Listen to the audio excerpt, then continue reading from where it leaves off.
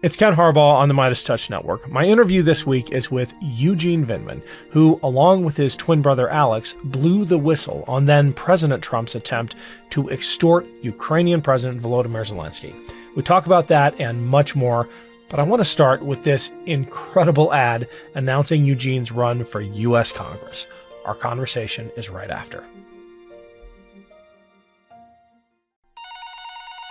It all began with a phone call. I never thought politics would be my future. My life rooted in service. Soldier, paratrooper, JAG prosecutor, war crimes investigator. An oath sworn to the nation my father brought us to as kids, escaping Soviet tyrants in search of freedom and opportunity. But the world order is not permanent. Our democracy, fragile, unbroken, but not unblemished. And that dictators are not merely villains who sit overseas, but can be a consequence of our own failure to act. I would like you to do us a favor. As Donald Trump tried to extort President Zelensky into digging up dirt on his political opponent, my brother Alex listened on. Shaken, Alex came into my office.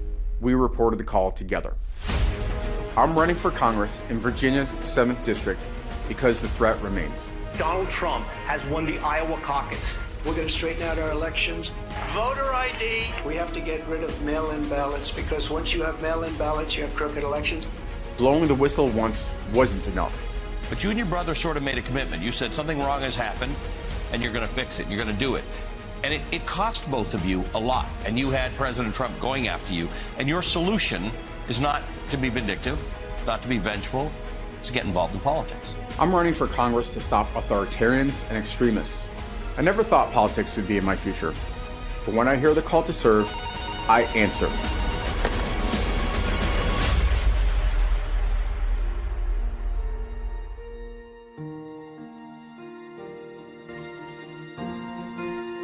My guest today is Eugene Vindman, a former Army colonel and prosecutor who was running to represent Virginia's 7th District. In 2019, while serving as the National Security Council's senior ethics officer in the White House, Eugene's twin brother Alex, who served on the NSC and has been a guest on this show, alerted him of Trump's infamous call with President Zelensky of Ukraine.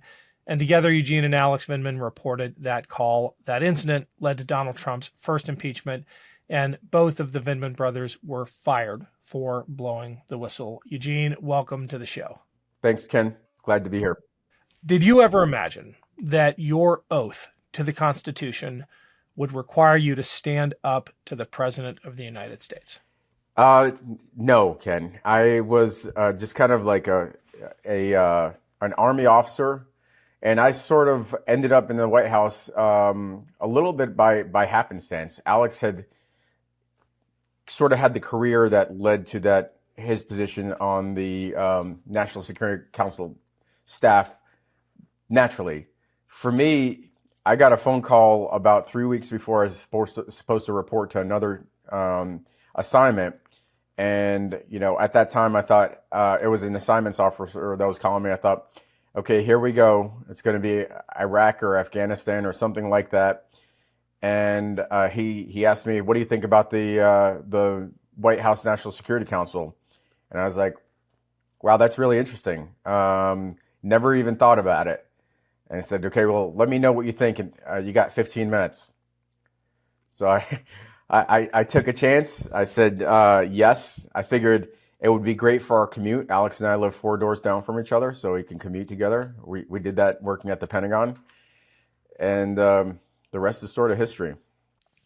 What did you think when he first approached you about this phone call? It must have felt surreal in the moment. Well, I mean, when he told me about the phone call, we both recognized the gravity of what the president had attempted to do, the extortion, the criminal behavior, frankly, in my perspective as a lawyer. We didn't understand necessarily like all the effects to us personally and how this would play out, but we knew that this was extremely serious. Now, the call itself obviously was not a surprise. It was on the books. In fact, before the call was scheduled, Alex and I were discussing, the president had indicated there was some reluctance. He didn't call Zelensky when Zelensky won the presidential elections. He did end up calling him after the parliamentary elections. And there were also some rumors in the White House that, there were some machinations going on, but we didn't know what the parameters were. We didn't know what the policy had not shifted, and that was from the National Security Advisor on down. So we knew it was serious, but when Alex described to me what he heard, frankly, we didn't spend a lot of time thinking about what we needed to do. I sometimes wonder, though, if he had gone into another lawyer or somebody else, and that person had said, "Hey, let's put a pin in this. Let's think about this for like a day or two. Don't report it yet." What would the world have been like? Would Donald Trump be in a second term? I mean, the first impeachment led to a second impeachment. I mean, there was some quirky behavior, to put it kindly, before that from the former president, but it really started to, the election interfering and all of the major misconduct started to occur after the first impeachment. But we didn't spend much time. We knew we had to report it. We had a duty as Army officers. I, as a lawyer, with professional responsibility obligations, and that's what we did. We reported up the chain. You instantly recognized the gravity of what the former president had done, trying to blackmail the president of Ukraine. When did you begin to realize how large the consequences of your reporting it would be? Did you have any sense that this would result in an impeachment? Yeah, I think we understood very quickly that if this ever became public, that it would have resulted in an impeachment. But when we reported the call to the chain of command, I had a few follow-up conversations because I was a legal advisor, and I remember distinctly the senior lawyer in National Security Council, John Eisenberg, who frankly probably bears some responsibility for this because he could have prevented this, and he failed to do that. He failed to do what he should have done as a lawyer. We sat, he sat, I stood behind him, and we were looking up code sections under U.S. code that the president may have or likely violated. So we had a sense of how serious this was, but it was also the National Security Council. So every day, I mean, like right after the phone call, Alex had meetings, I had meetings. We made the report.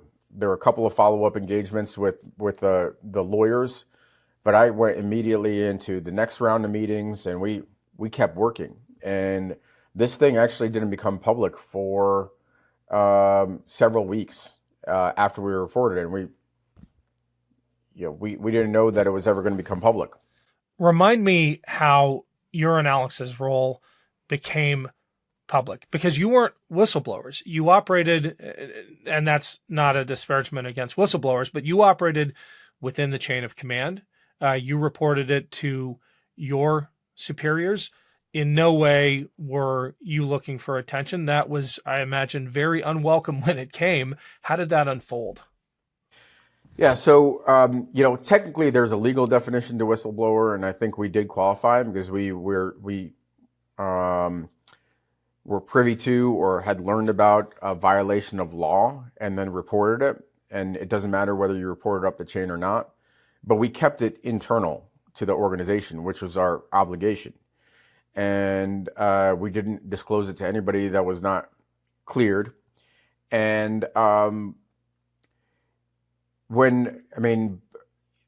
but in the classic sense of when you think about a whistleblower, somebody that goes out to the public and says, "Hey, I have this thing, I have to make sure that the entire world knows," that is not what happened. And it wasn't until a number of things occurred behind the scenes. For instance, there was a whistleblower out of the intelligence community that came out and had learned about the call and then reported it. And then the IGs, there's all these processes that work through the system.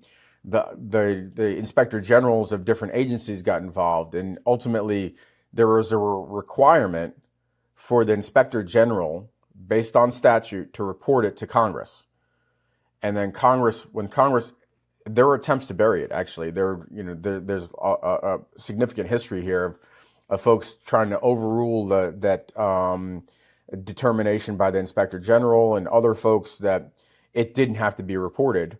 Ultimately, it was reported, and when Congress got a hold of it, they obviously immediately recognized this attempt to extort our ally, our friend that was engaged in war with Russia for the personal political gain of Trump.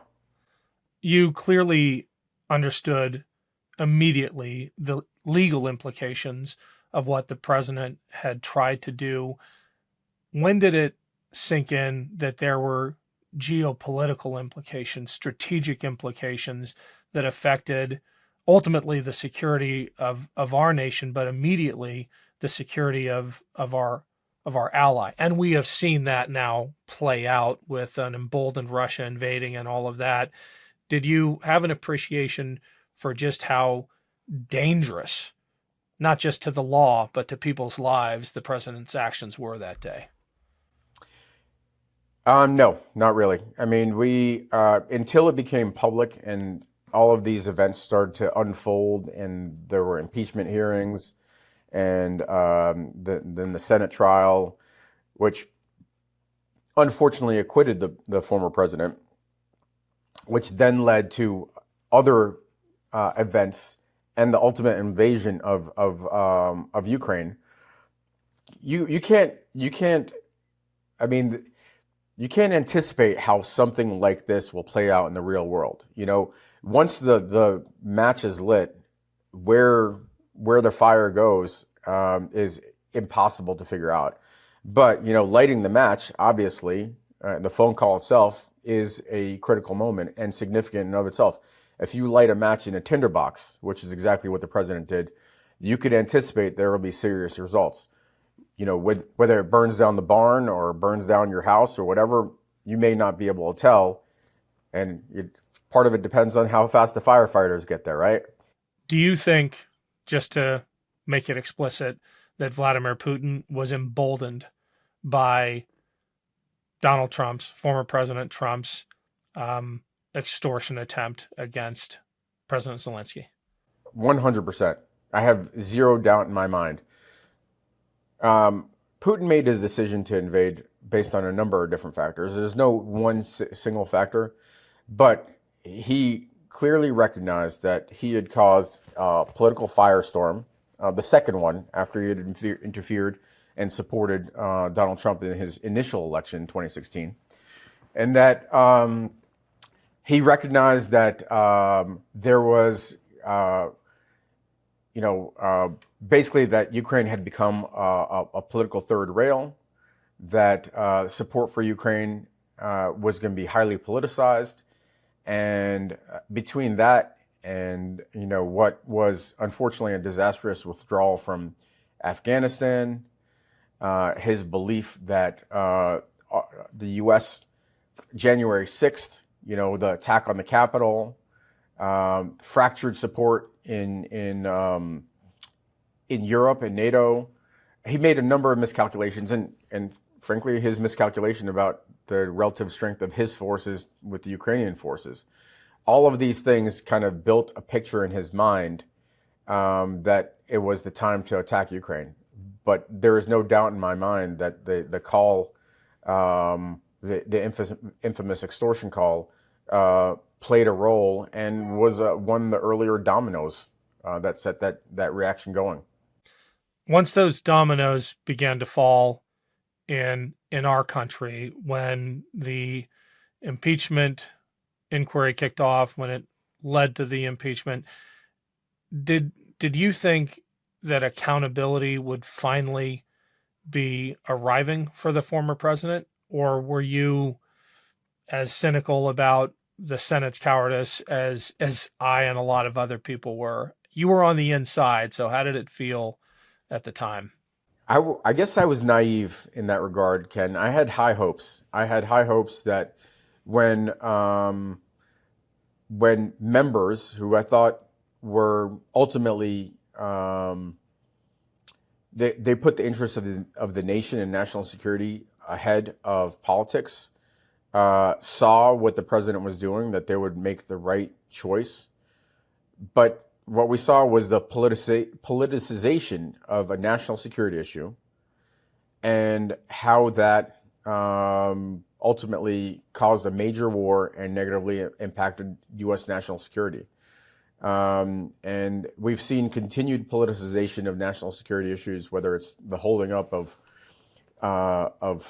nominations, and finally that saga is over, having achieved nothing but causing pain and damage to national security, to the holding up of aid to Ukraine, Taiwan, and Israel. Foreign policy, national security issues that continue to be politicized. And Donald Trump, I don't know that he opened the door, but he made it okay. He made it okay to politicize national security issues, politicize the military, and that is extremely damaging to our national security.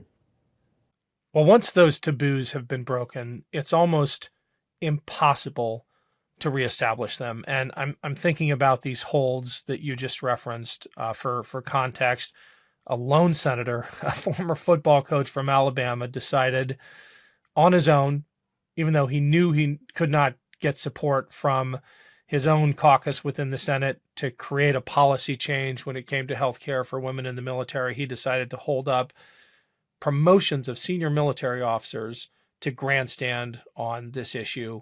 It dragged out for hundreds of days, and he finally conceded after having gained nothing except disrupt the lives of hundreds of incredibly dedicated military officers, give the military itself a black eye, hurt our national security around the world, because for months, Fifth Fleet didn't have a commander. You had empty picture frames on the wall in the Pentagon where the Joint Chiefs should have been. Incredibly damaging, but the real damage is in the broken taboo. Do you anticipate that this kind of thing is just going to be easier and easier going forward? Yeah, well, I guess Coach Tommy Two-Step decided to stop playing games. But, you know, it was damaging, but you know how you repair this? You elect leaders that actually put values and the people of the United States above political gain and personal gain. And, you know, Coach Tommy is not qualified. I mean, he's barely qualified to coach Alabama, right? But certainly not qualified to be a senator. You need to elect folks that have the knowledge, the experience, the education and training. You can't start to, and this has been a problem, I think, with the Republican Party is that they've attacked education, they've attacked experience, they've attacked qualifications in favor of folks that they think are going to fight or burn the whole thing down, because I don't know if they've lost confidence in the system or they have no investment in the system. I fear that's part of it. There are folks that are hurting out there, and we have to understand that, or that they've fallen behind economically or in some sense, and we got to address that.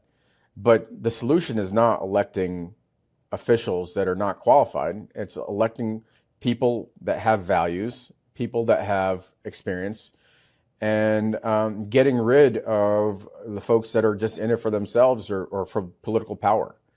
And that's why this next election in 2024 is so critically important. The Republicans have held the House, And it's been the least productive Congress, I think, in decades. There was a study a story in the Times that came out. And the people that I run into in my district, they want a government that works. They understand there's a role for government, and they want. Some of them may think that government needs to be limited, but whatever government there is needs to work. It can't be shutdown after shutdown and just useless votes. They want a government that works and electing people that will actually get the job done. I want to talk about your race and the Virginia 7th in a second, but the stakes nationally are just off the charts in 2024. When I think about T1, what I call the first Trump administration, there were a handful of occasions in which a single individual stood between the former president and a major constitutional crisis or lawlessness. You were one of those people. My fear in a second Trump term is that the people like you, like Mark Milley, like others who stood between the president and doing something like invoking the Insurrection Act, those people will be replaced by vetted Trump loyalists. The constitutionally minded public servants will be gone, and the guardrails will evaporate. I am just incredibly worried that a second Trump term will be so much more efficient in obliterating those guardrails and ignoring the rule of law. And I think one of the first things he's going to do, he has said he would do, is exact retribution on his enemies. I would imagine you and your brother at the top of that list. How do you think about that? Yeah, I have no doubt. And like you said, he's already said what his plan is to have a political purity test for civil servants and to put in loyalists. And it's extremely dangerous. And if you think about and we talked about this in the context of the military, but our government, we have the Constitution and we have laws. But sitting on top of that are a bunch of norms that are not written in law. And so there's a lot of leeway. And T1, Trump eroded a number of those norms. Whatever he hasn't done in T1, he's going to try to do in T2. And he's going to be completely unconstrained. He said he wants to be a dictator for one day. I mean, anybody that's read history, studied history, knows that you only need to be a dictator for one day to install yourself as dictator for life. And I have a great deal of confidence in the American people and Virginia voters. We saw it in 2020. We saw it in 2022. We saw it this year in 2023 in Virginia. The American people, the voters, don't want extremists. And it's on the left side, they don't want extremists, which I think are also dangerous. I think I need to get that out there, that extremism on either the right or the left is very dangerous. It's the middle, where the vast majority of Americans find themselves, that needs to hold. And that middle has been reassuring. And that's why in 2024, I have a great deal of confidence that Trump will get his butt handed to him. And it's going to be a tough fight. I think people are maybe displeased with what they see from the current administration. But when they go into that voting booth, they're going to think about reproductive rights. They're going to think about safe schools. They're going to think about democracy, which has repeatedly been one of the key issues. And they're going to look at, a four-time indicted former president that is barred in one state at least, and they're going to look at the alternative, and they're not going to vote for the insurrectionist dictator sort of wacko. Hi, everyone. I want to give a big shout out to all those who have signed up to support this show through my Patreon page. We are off to a fantastic start. Thank you for making it possible. And if you haven't subscribed, I hope you'll consider it.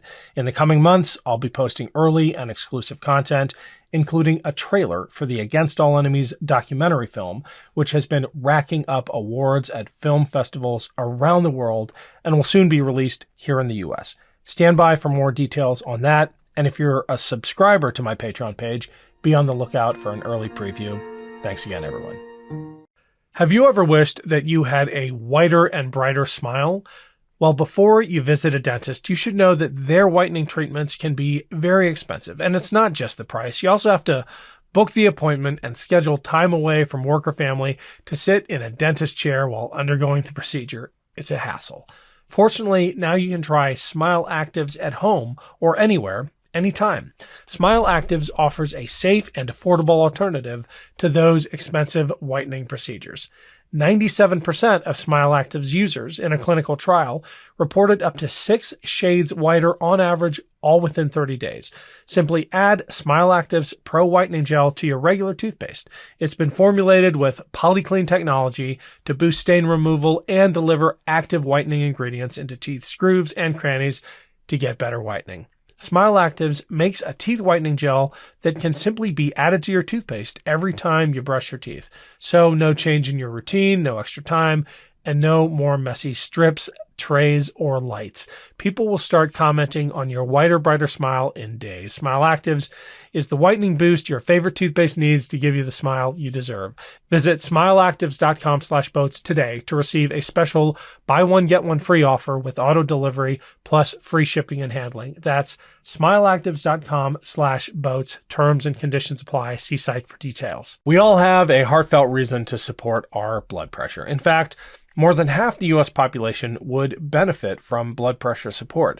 SuperBeets Heart Chews are an easy and convenient way to support healthy blood pressure, and they promote heart-healthy energy. Paired with a healthy lifestyle, the antioxidants in SuperBeets are clinically shown to be nearly 2 times more effective at promoting normal blood pressure than a healthy lifestyle alone. And with over 30,000 5-star reviews and counting, SuperBeets Heart Chews are having their moment. SuperBeets Heart Chews are incredibly delicious and so much better than any alternative supplements out there. SuperBeets is the #1 doctor, pharmacist, and cardiologist recommended heart chew for cardiovascular health support. It's blood pressure support you can trust. Double your potential with SuperBeets Heart Chews. Get a free 30-day supply of SuperBeets Heart Chews and a free full-sized bag of turmeric chews valued at $25 by going to boatsbeets.com. Get this exclusive offer only at boatsbeets.com. You wrote this on Twitter about that Colorado decision. The Colorado Supreme Court got it right. Donald Trump engaged in the insurrection and should not be on the ballot. He deserves to be nowhere near the White House. And I will stop at nothing to make sure we preserve democracy and the rule of law. I've got not only a former paratrooper in front of me here who has sworn an oath to the Constitution, but a lawyer and a candidate for Congress. What is your assessment of how this case is going to play out? Because I think it sends an incredibly powerful signal, but but this story is by no means over when it comes to barring the former president from appearing on ballots. Yeah, so look, we have, there are two sides that are interesting to this argument. On the one side, obviously the American people have the ultimate decision and in voting for Trump, and they voted against him in 2020, they'll do it again in 2024. But we also have laws on the books, and one of them, or the Constitution, 14th Amendment, prohibits or disqualifies insurrectionists and insurrectionist supporters. And there, factually speaking, there is very little doubt in my mind that the former president had a role, had supported the insurrection. And so let's look at the facts. Let's look at what he did. If he's an officer, and I think he is, whether and that's important because of the verbiage in the Constitution, right? An officer of the United States. Correct. Exactly.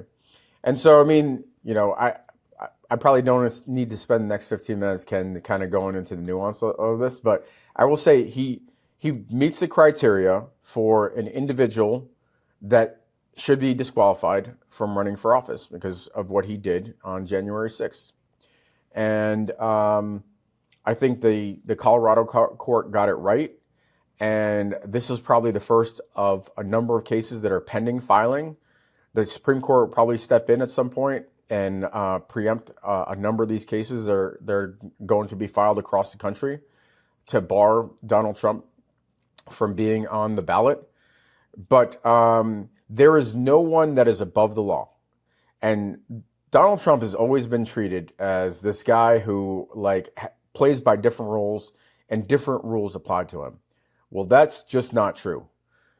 Different rules don't apply to him for stealing classified information and putting it in his closet. Different rules don't apply to him for extorting foreign leaders.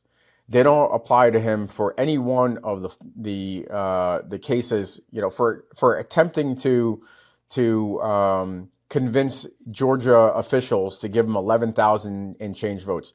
No, he is a citizen like everybody else. He's going to be treated like everybody else. He's going to be held accountable like everybody else. And as a prosecutor, I feel very strongly about accountability, and he needs to be held accountable. And if that means a lawsuit that bars him from being on the ballot in Colorado because he doesn't meet certain criteria, then that's what it means.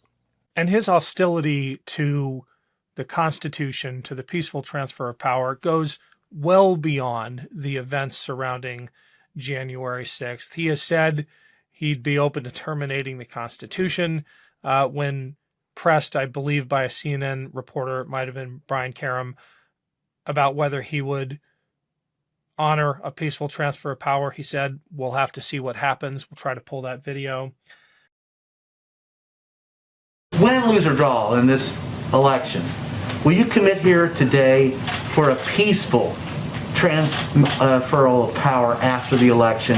And there has been rioting in Louisville. There's been rioting in many cities across this country, red and your so-called red and blue states.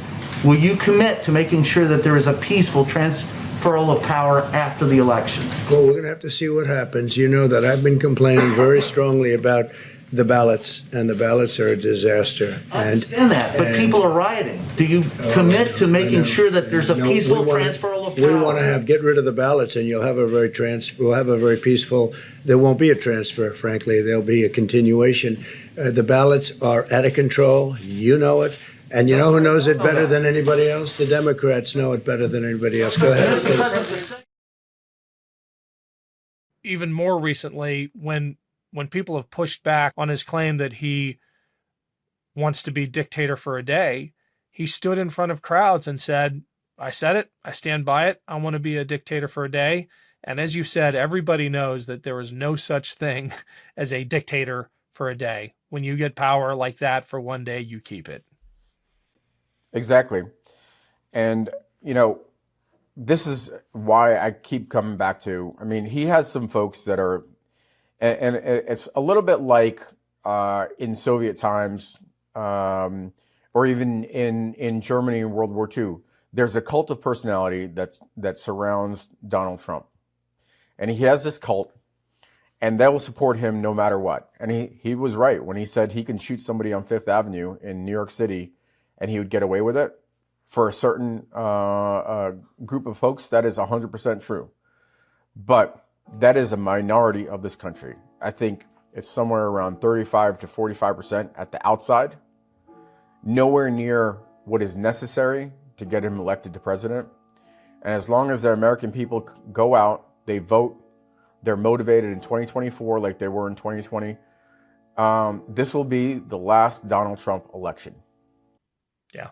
Tell me about the Virginia 7th, what you're hearing on the ground. I wouldn't imagine door knocking has started, but what are folks saying to you about 2024 and the stakes that they feel personally? Yeah, so democracy is a major issue that I hear about. People are concerned about Donald Trump in the return of Donald Trump. But they also want folks, they want a government that works. So they want to elect folks in the mold of the incumbent who is running for governor, a very common sense, middle of the road Democrat from a national security background. She's done a great job for the people in Virginia 7. And frankly, she represents the middle of the district quite well for middle of the road Republicans and Democrats and progressives as well. A strong supporter of like myself, a strong supporter of reproductive rights, high quality, safe schools, infrastructure. We have the 95 corridor that runs through here, and if anybody's been through sort of Northern Virginia on the way to DC, they understand what what a nightmare that roadway is. And so immigration is actually a big issue here. We have one of the most diverse counties in or regions in the country. And so we have a lot of immigrants. Immigration is a big issue. I think, like me, people believe that immigration is a strength. Immigration does not pollute the blood of America. It's the lifeblood of America and always has been. And but they also recognize, I recognize that we're a sovereign country that needs to control its borders. I look at this as a purely national security perspective. We need to control our borders. We need to know who's coming in, who's coming out. And it's just that simple. And so these issues, along with housing, the price of housing is extremely expensive here in Northern Virginia, the price of food. These are the issues that voters care about. And I think, I personally bring a perspective to this that is probably somewhat unique for the folks that are in the field here for Virginia 7. So not only am I a longtime resident here in Northern Virginia, and I've had kids that have gone through public schools, and that means a lot to me. And I have a daughter, so reproductive rights mean a lot to me. Infrastructure means a lot, all the things I just mentioned. But I understand kind of the place that the U.S. has in the world as a leader, as kind of the linchpin in security, global security, and a democratic or rules-based world. And when Russia attacked Ukraine, going on almost 2 years ago, oil prices spiked, which means people in Northern Virginia were paying more for the oil at the gas station, at the pump. Inflation at the grocery store spiked because so much Ukrainian grain. Ukraine is a breadbasket for that part of the world and for much of Africa and other countries. And those geopolitical effects, because we're ultimately interwoven world, our strength is economic strength, just as it is military strength. Being able to talk about those issues, understanding the U.S. role, how important it is for us to stay engaged is and having been at the White House, having advised on major issues of national security and geopolitics, is critically important because ultimately it's a federal office. It's a federal office where you're going to have to be able to understand and function from day one and weigh in on very serious issues. You referenced a phrase earlier in your answer, pollute the blood. And I would love your perspective on the former president's rhetoric around this, because not only are you an immigrant, he's talking about you. You come from a Jewish family, from a country that is experiencing an attempted genocide, Vladimir Putin's invasion of Ukraine. You check a lot of boxes. How does it feel when you hear the supposed leader of the free world quoting Adolf Hitler approvingly? Yeah, so I mean, Donald Trump is a petty dictator that aspires to one day be a major dictator. His role models are folks like Kim Jong-un, Xi, Vladimir Putin, who he has some sort of love fest with. It's hard for me to understand. I grew up in New York City, and so Donald Trump was sort of this perennial clownish figure that nobody took seriously in New York City. And so I've never taken him particularly seriously. He thinks that he's funny when he makes some of these claims, and he likes to test the waters. But what he's talking about is deadly serious. There are attacks all throughout the country on Jews, on synagogues, and anti-Semitism has spiked. The extremist right, white supremacists,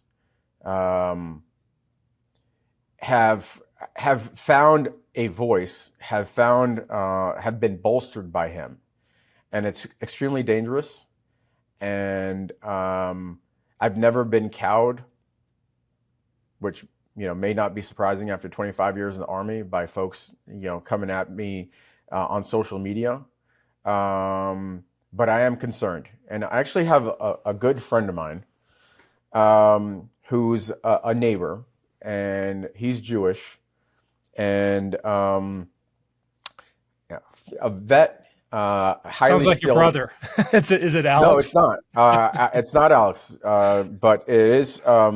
He's highly skilled and highly trained, and for the last month, he's held post at the entrance to his synagogue where his daughter goes to day school. Wow! Because there have been incidents of either bomb threats or attacks, and he's armed. He's got law enforcement officer certification.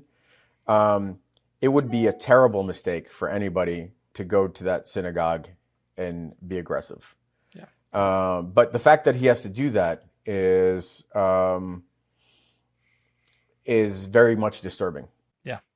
Yeah. It is a dark indicator, and I worry that if we re-elect President Trump, all of those groups are going to be further emboldened. I have a tactical question for you, vet to vet. I worry about a second Trump administration, T2, pushing the line on constitutional issues, attempting again to force the military or order the military to do unconstitutional things. The only thing that prevented it last time were certain brave individuals. We referenced Mark Milley refusing to transmit the order to invoke the Insurrection Act. If those safeguards are gone, those failure points for democracy might come down to a captain in the 82nd Airborne on the front lines, or a lieutenant flying an SH-60 helicopter. What can we do to provide those people with the encouragement, the backup needed to choose their oaths of office in the face of a potentially unlawful order from a president of the United States? Well, look, a lot of that's being done now. These are great American young men and women that have taken the oath to support and defend the Constitution, which means something. And every day they are being ingrained with values. They're living the values of the U.S. military. And, General Milley demonstrated that, at least in that one scenario at the 4-star level.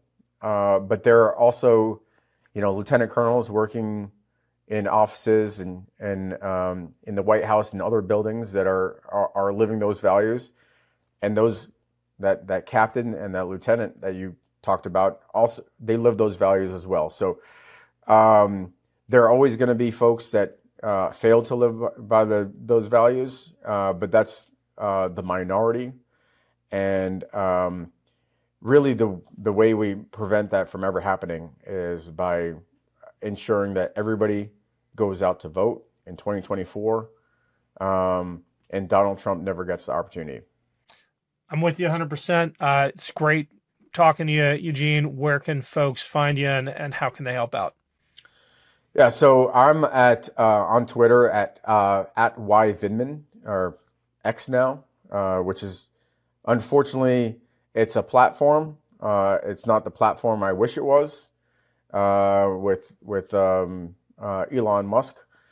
I'm also on Threads. I'm on Instagram. My campaign is at VindmanForCongress.com. So you can find me, and occasionally you'll find me on MSNBC and CNN. Last night, Alex and I had a treat. We were on The Last Word with Lawrence O'Donnell. Ali Velshi was hosting, but Alex and I were both on the show at the same time. So it was a good time. Very cool. Well, we will put a link in the show notes. Great talking to you, and good luck. We're rooting for you. You could also find me in Northern Virginia. Indeed. So, all right. Okay. Thanks, Ken. Much appreciated. This was a great time. Thanks so much for watching. We're only a few subscribers short of 2 million subs. Please subscribe right now to the MeidasTouch YouTube channel for free and help us grow this unapologetically pro-democracy network.